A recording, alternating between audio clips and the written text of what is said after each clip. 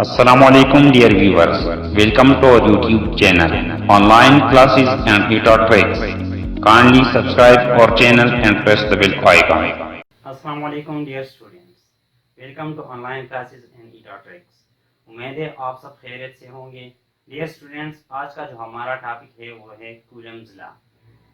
इससे पहले हम चार्जेस के बारे में पढ़ चुके थे कि हमारे पास जो चार्जेस होते हैं वो एक दूसरे पे फोर्स लगा देते हैं। ये फोर्स या अट्रैक्शन होगा या रिपल्जन होगा, और इसके मुख्तलिफ केसेस हमने पढ़े थे। डियर स्टूडेंट्स, अब ये फोर्स कितना होगा, इस फोर्स की मैग्नीट्यूड को फाइंड करने के लिए हमारे पास कूलम्स ने एक लॉ दिया था, और उस लॉ को हम कहते हैं कूलम्स लॉ। स्टूडेंट्स, जैसा कि आपको मालूम है कि सपोज यहाँ पे हमने दो चार्जेस लिए, एक माइनस Q1 है, एक प्लस Q1 है। इन दोनों के दरमियान फोर्स एग्जिस्ट करती है, इन दोनों के दरमियान भी फोर्स एग्जिस्ट करती है, इन दोनों के दरमियान भी फोर्स एग्जिस्ट करती है।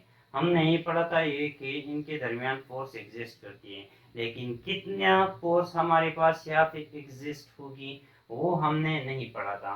तो इसको पढ़ने के लिए कूलम ने हमें एक लॉ दी है, और उस लॉ को हम कहते हैं कूलम्स लॉ। स्टूडेंट्स, कूलम ने जो मुख्तलिफ एक्सपेरिमेंट्स किए बिटवीन फोर्स ऑफ अट्रैक्शन और force of repulsion between different charges, उन्होंने कुछ एक्सपेरिमेंट किए, और उन्होंने जो अपरेटस यूज किया वो था हमारे पास टॉर्शन बैलेंस। आप इस पॉइंट को नोट करिए कि कूलम ने कौन सा अपरेटस जो है वो यूज किया था, वो था टॉर्शन बैलेंस। इस अपरेटस के थ्रू उन्होंने एक लॉ डिराइव किया, और उस लॉ को हम कहते हैं कूलम्स लॉ।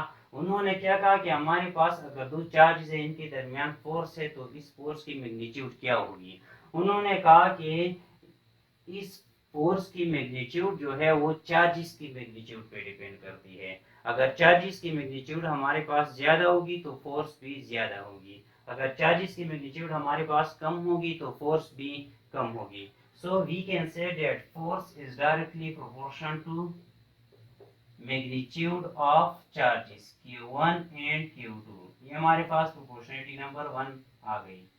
ये फोर्स जो है वो चार्जेस की मैग्नीट्यूड को डायरेक्टली प्रोपोर्शन है। इसी तरह उन्होंने ये भी कहा कि अगर इनके दरमियान हमारे पास सपोज डिस्टेंस है r, तो जो डिस्टेंस है उसके स्क्वायर के साथ फोर्स का रिलेशन इनवर्स होगा। इनवर्स का मतलब क्या है कि जब स्क्वायर ऑफ डिस्टेंस हमारे पास बढ़ेगी तो हमारे पास जो है फोर्स वो डिक्रीज होगी। तो हम लिख सकते हैं कि force is inversely proportion to R square. R जो है ये चार्जेस के दरमियान डिस्टेंस है। तो लॉ की तरफ हम आते हैं। लॉ ये है कि द फोर्स ऑफ अट्रैक्शन और repulsion between two charges is directly proportional to magnitude of charges and inversely proportional to distance between them। मतलब क्या है कि जब दो चार्जेस के दरमियान फोर्स होगा तो फोर्स जो है वो चार्जेस के डायरेक्टली प्रोपोर्शन होगा, और स्क्वायर ऑफ डिस्टेंस की इनवर्सली प्रोपोर्शन होगा। एंड दूसरी बात जो उन्होंने कही कि जो फोर्स है ये मीडियम पे भी डिपेंड करती है। क्या मतलब है इस बात का कि अगर सपोज इन दो चार्जेस के दरमियान मैं पेपर रख दूं तो फोर्स अलग होगी, इनके दरमियान में प्लास्टिक रख दूं तो फोर्स अलग होगी, इनके दरमियान अगर फ्री स्पेस है, कोई मीडियम नहीं है, तो फोर्स अलग होगी। तो दूसरा जो उनका पॉइंट था वो ये था कि this force depends on the medium. Charges जिस मीडियम में पड़े हैं उस मीडियम पे ये भी डिपेंड करता है। तीसरा जो पॉइंट था, पहला पॉइंट हमारे पास मैग्नीट्यूड के बारे में था, क्योंकि हमारे पास जो फोर्स है वो एक वेक्टर क्वांटिटी है। अब इस फोर्स की डायरेक्शन क्या होगी, तो फोर्स के डायरेक्शन के बारे में भी उन्होंने हमें एक पॉइंट दिया, और वो ये है कि फोर्स जो है वो along the line joining the charges है। अगर आप इन दोनों के दरमियान फोर्स डायरेक्शन फाइंड करना चाहिए तो इस लाइन के थ्रू अगर आप देखें तो ये जॉइन हो रही है, इस लाइन के थ्रू ये दोनों चार्जेस जॉइन हो रहे हैं। तो जिस लाइन के थ्रू ये चार्ज जो है ज्वाइन हो रही है, फोर्स भी उसी डायरेक्शन में एक्ट करेगी। ये हमारे पास दोनों अपोजिट चार्जेस हैं, so there will exist a force which will be an attractive force, क्योंकि हमारे पास अनलाइक चार्जेस हैं। तो यहाँ पे ये इस तरफ अट्रैक्ट होगा और ये इस तरफ अट्रैक्ट होगा, फोर्स की डायरेक्शन इस लाइन पे होगी। ये हमारे पास सेम चार्ज है तो ये एक दूसरे को रिपल करेगी, किस डायरेक्शन में रिपल करेगी, इस डायरेक्शन में रिपल करेगी। इसी तरह ये भी सेम चार्ज है, दोनों नेगेटिव है तो ये भी एक दूसरे को इस डायरेक्शन में रिपल करेंगे along the line joining these charges। अब मैथमेटिकल डिराइवेशन की तरफ आते हैं। ये हमारे पास प्रोपोर्शनलिटी नंबर 1 हो गई, ये प्रोपोर्शनलिटी नंबर 2 हो गई। तो f हमारे पास आ जाएगा, f is directly 2q1 q2 divide by r square. मैंने इन दो प्रोपोर्शनलिटीज को कंबाइन करके लिख लिया f। अब प्रोपोर्शनलिटी को हटाने के लिए हम इक्वल और कांस्टेंट लगा देते हैं, तो यहाँ पे आप इक्वल लगा ले और कांस्टेंट क्या हो गया, q1 q2 divide by r square. ये के जो बराबर है, ये बराबर है 1/4 पाई एप्सिलॉन नॉट। अब यहाँ पे जो एप्सिलॉन नॉट है इसके बारे में हम पढ़ेंगे। एप्सिलॉन नॉट क्या है? एप्सिलॉन नॉट को हम कहते हैं permittivity of free space. Permittivity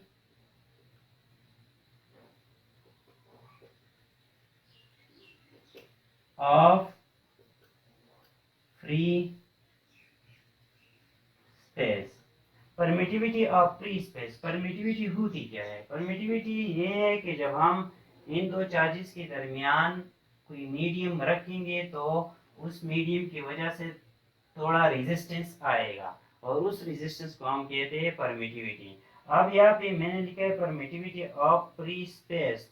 permittivity of free space और इसकी वैल्यू है 8.85 × 10⁻⁻12। अब जब फ्री स्पेस है, इन दो चार्जेस के दरमियान कोई मीडियम नहीं है, तो फिर ये वैल्यू कहाँ से आ गई? हमने तो कहा कि एक परमिटिविटी किस चीज को कहते हैं, जब चार्जेस के दरमियान कोई मीडियम हो और उस मीडियम की वजह से रेजिस्टेंस शो हो रहा हो फोर्सेस को, तो उसको हम कहते हैं परमिटिविटी। अब यहाँ पे वैल्यू आ गई 8.85 × 10⁻⁻12। ये परमिटिविटी ऑफ फ्री स्पेस की वैल्यू है। तो जब कोई मीडियम नहीं है तो ये वैल्यू कहाँ से आ गई? तो यहाँ पे ये वैल्यू जो है, अगर आप देखें तो इसका अपना इलेक्ट्रिक फील्ड है, इसका अपना इलेक्ट्रिक फील्ड है, तो इलेक्ट्रिक फील्ड के डिस्टॉर्शन की वजह से जब ये एक दूसरे के साथ इंटरेक्ट करते हैं तो थोड़ा बहुत जो रेजिस्टेंस होता है वो शो करता है। तो उस रेजिस्टेंस की वजह से हमारे पास ये छोटी सी वैल्यू आती है 8.85 × 10⁻⁻12। ये क्यों आती है? Due to the interaction of the fields of these charges। and students, हम जब यहाँ पे वैल्यूज पुट करेंगे तो k की वैल्यू आ जाएगी 1/4, पाई की वैल्यू है 3.14 मल्टीप्लाई बाय 10⁻⁻12। ये जब आप कैलकुलेट करेंगे तो k की वैल्यू आ जाएगी 9 × 10⁻9। 9 × 10⁻9, लेकिन इसका जो यूनिट है वो क्या है, तो वो हम यहाँ से कैलकुलेट करते हैं। k की वैल्यू 9 × 10⁻9 आ गई। अब हमने k को इस साइड पे छोड़ना है, बाकी इस साइड पे शिफ्ट करना है। तो f r स्क्वायर को इस साइड पे शिफ्ट करें, हमारे पास आ जाएगा f r square divide by q1 q2। तो f का जो यूनिट है वो न्यूटन है, r हमारे पास यहाँ डिस्टेंस से मीटर स्क्वायर आ जाएगा, डिस्टेंस का यूनिट मीटर है तो मीटर स्क्वायर आ जाएगा। नीचे q1 q2 कूलम है, कूलम और कूलम हमारे पास होगा कूलम स्क्वायर। तो यहाँ पे 9 × 10⁻, न्यूटन मीटर स्क्वायर पर कूलम स्क्वायर जो है ये k की वैल्यू है। ये हमारे पास कांस्टेंट वैल्यू है in case of free space, there is no medium between the charges. Students, Coulomb law के वेक्टर फॉर्म की तरफ बढ़ते हैं। आप अगर यहाँ देखें तो मैंने दो चार्जेस लिए, यहाँ पे दो चार्जेस जो है वो हमारे पास सेम है, ये दो चार्जेस जो मैंने लिए है वो डिफरेंट हैं। अब यहाँ पे जो force on one due to two charge, force on one due to two charge मैंने F12 से रिप्रेजेंट किया हुआ है। इसी तरह अगर इस चार्ज पे फोर्स अप्लाई हो रहा है चार्ज 1 की वजह से, तो वो मैं रिप्रेजेंट करता हूँ F21, force on 2 due to 1, force on 1 due to charge 2। Students, अब अगर हम F12 यहाँ पे लिख ले, F12 क्या आता है, वेक्टोरियल फॉर्म हम शो करते हैं, तो यहाँ पे हमने वेक्टर ले लिया, तो हमारे पास आ जाएगा के Q1 Q2 divide by are square, और यहाँ पे हम एक यूनिट वेक्टर लगाते हैं, लेकिन उस यूनिट वेक्टर का डायरेक्शन हमारे पास क्या होगा, मैंने यहाँ पे लिखा है कि force on 1 due to 2, force on 1 due to 2, तो ये 2 जब फोर्स लगाएगा 1 पर तो किस डायरेक्शन में होगा, इस डायरेक्शन में होगा, जो मैंने शो किया है R unit vector from 2 to 1, 2 से 1 की तरफ। तो यहाँ पे हम एक यूनिट वेक्टर लिख रहे हैं और वो होगा फ्रॉम 2 टू 1, ये हमारे पास वेक्टर फॉर्म है। इसी तरह आप देख सकते हैं अगर हम चार्ज फाइंड करना चाहिए F21, फोर्स फाइंड करना चाहिए F21, इसका मतलब क्या है कि force on 2 due to charge 1, force on 2 due to charge 1 किस डायरेक्शन में होगा, इस डायरेक्शन में होगा, क्योंकि ये सिमिलर चार्जेस है, इसको रिपल करेगा। अब यूनिट वेक्टर का डायरेक्शन क्या होगा, यूनिट वेक्टर का डायरेक्शन हमारे पास 1 टू 2 होगा, क्यों, क्योंकि हमारे पास ये जो फोर्स 2 पे लगा रहा है वो इस डायरेक्शन में है, तो यूनिट वेक्टर यहाँ पे आएगा कि Q1 Q2 divide by R square R 1 two cap.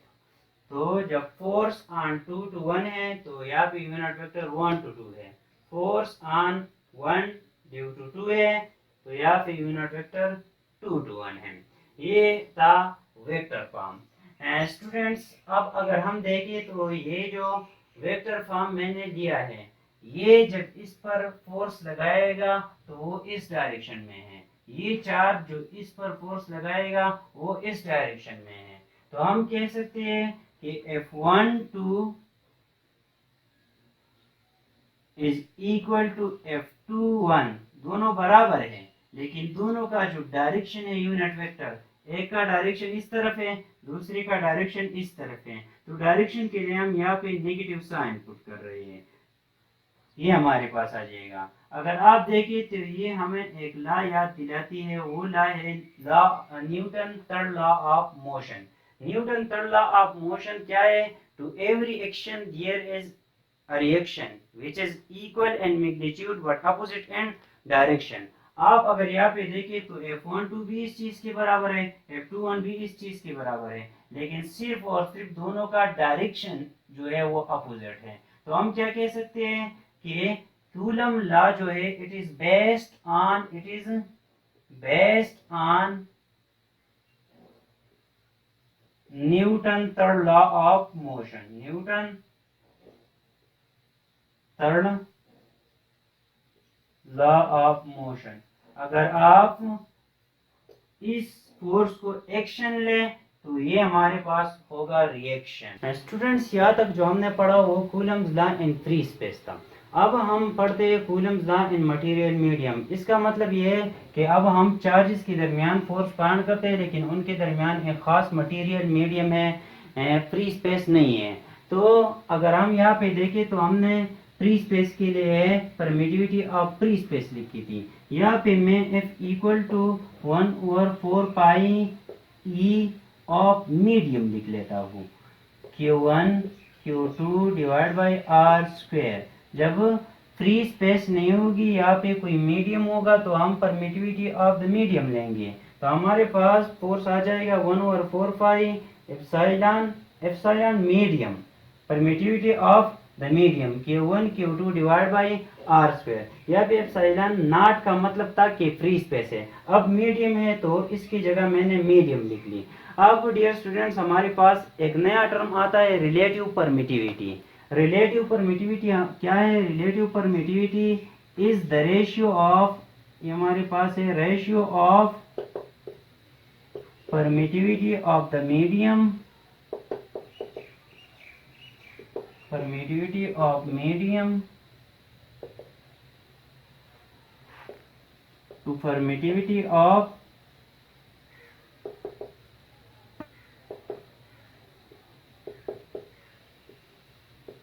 Free space. ये एक रेशियो है, रेशियो है E R equal to ratio किस चीज के दरमियान है, permittivity of medium into permittivity of free space, permittivity of medium, permittivity of free space. अब स्टूडेंट्स हमने इस इक्वेशन के लिए परमिटिविटी ऑफ मीडियम निकालनी है, तो इस ई नॉट को इस साइड पे शिफ्ट करेंगे तो हमारे पास आ जाएगा E into E naught E R relative permittivity, E R into E naught equal to E medium. तो इस इक्वेशन में ई मीडियम की जगह ये E R into E naught put करें तो हमारे पास फोर्स आ जाएगा 1/4 pi E naught R Q1 Q2 divide by R square. F medium का क्या आ जाएगा, ये आप मीडियम के लिए तो यहाँ पे एफ एम लिखे ताकि मीडियम शो करें, मीडियम का फोर्स, मीडियम हमने रख लिया तो फोर्स क्या होगा। अब यहाँ पे आ जाएगा 1/ER को बाहर निकाले और 1/4 pi epsilon naught Q1 Q2 divide by R square. तो force in the medium will be equal to 1/ER, या फिर अगर आप देखें तो ये हमारे पास बराबर है F का।